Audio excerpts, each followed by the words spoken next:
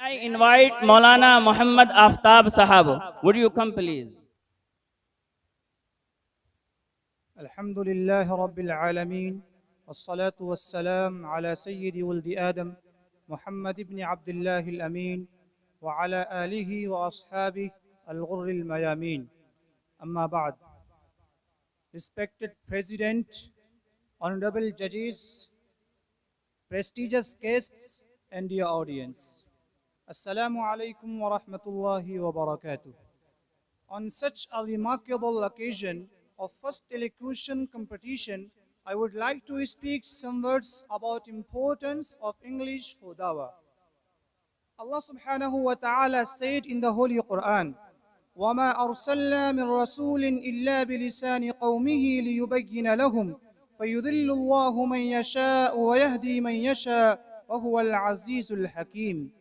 The ayah means, we did not send any messenger, but speaking in the language of his people, so that he might clearly come with the message to them. So Allah subhanahu wa ta'ala lets go astray whom he wills, and lets find guidance whom he wills, and he is the mighty, the wise. Dear audience, there is a question arising in our mind, what's the language? So language is a means of communication for people. From this viewpoint, every language has its own importance. It can be used to convey a message to the speakers of a particular language. But if any language secures international status, it grows more significant since it will have a vast perspective for any activity to be carried out through that medium. In current era, we see and observe that English is spreading throughout the world. It has become internationally popular language. People around the world are not only accustomed to using the language, rather they feel proud of using it. They pay attentive ear and respectful look to those who speak English.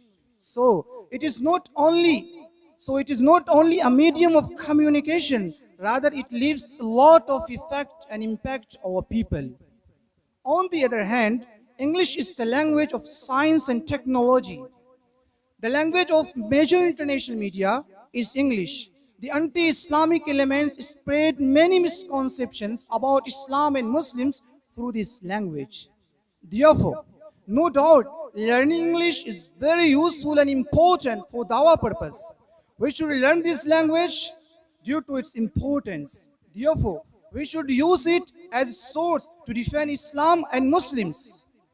Rather, it is not only allowed to learn this language, rather it is a kind of hikmah which Allah subhanahu wa ta'ala ordered to apply in the words of the Holy Quran.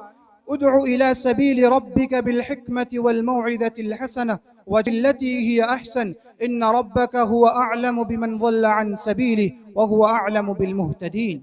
It means, invite people to the way of your Lord with wisdom and good counsel, and argue with them in the best of manners. Surely your Lord knows best the one who deviates from his way, and he knows best the ones who are on the right path.